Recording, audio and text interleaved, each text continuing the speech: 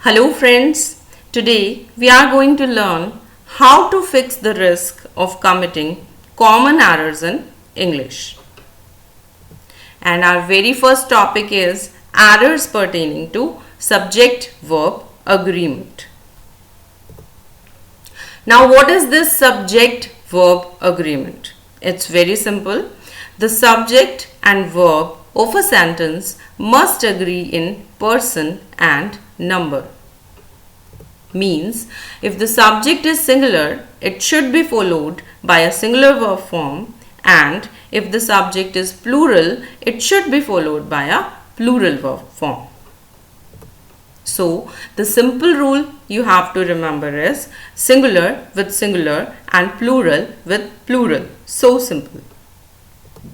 For example, the boys plays. Now in this sentence, our subject, the boys, is a plural subject, but the verb plays is a singular verb. So this is a wrong sentence because here our verb is not agreeing with the subject in number. So the correct sentence is the boys play, not the boys plays. Now, what the problem is, while it is easy to recognize whether the subject is singular or plural, the same becomes difficult when it comes to verb. But to think that it is difficult to recognize singular or plural in verb is just a myth. Yes, it's just a myth, while the reality is it's quite easy. From the very childhood, we all have been learning a formula to make present indefinite tense. The formula is subject plus first form of verb s or es plus object. Now what is the role of this s or es? We add s or es to the first form of verb if the verb is singular. Otherwise, there is no need to add s or es to the verb. So the very easy formula for recognizing singular and plural is noun plus s or es is always plural. For example, if we add s to the noun boy, it becomes a plural noun, but verb plus s or es is always singular. So if we add s to the verb play, it becomes a singular verb. Let's have a look at the example. She lives in China. Now in this sentence, our subject she is a singular subject. So we have added s to the verb live to make it a singular verb, thus following the rule of singular with singular and plural with plural. One more example. More people live in Asia than any other continent. Now in this sentence, our subject more people is a plural subject, so we haven't added s to the verb live, thus making it a plural verb following the rule of singular with singular and plural with plural. For more practice exercise, refer to page number 2 of the book, Fix the Risk of Committing Common Errors in English.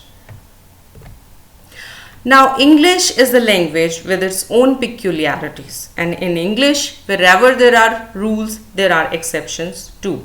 And in order to fix any risk of committing any error in English, we must master those exceptions too along with the rules. So let's learn exceptions to the rule singular with singular and plural with plural. Our first exception is related to the words dare and need. When dare and need are followed by the word not, the verb they take is plural even though the subject is singular. For example, he dare not speak to me like this. In this sentence, while our subject he is a singular subject, we have used the plural verb dare, because here dare is followed by the word not. Thus, we haven't followed the rule of singular with singular and plural with plural. So, this is an exception to the rule. One more example, he need not go there. Again, while our subject he is a singular subject, we have used the plural verb need.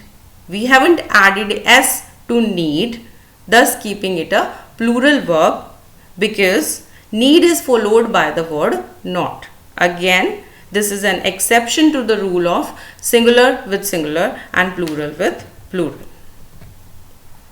But the same rule of singular with singular and plural with plural is used when not is left out and when dare and need are preceded by do or does. For example, he needs my help. Now in this sentence, our subject he is a singular subject and we have used the singular verb needs because in this sentence not has not been used.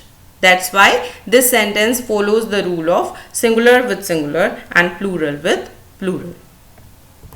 One more example, she does not need to be his slave.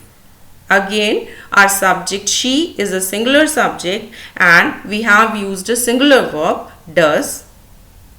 By adding es to the verb do, we have made it singular because here not is preceded by does, which in itself is a verb here, thus following the rule of singular with singular and plural with plural.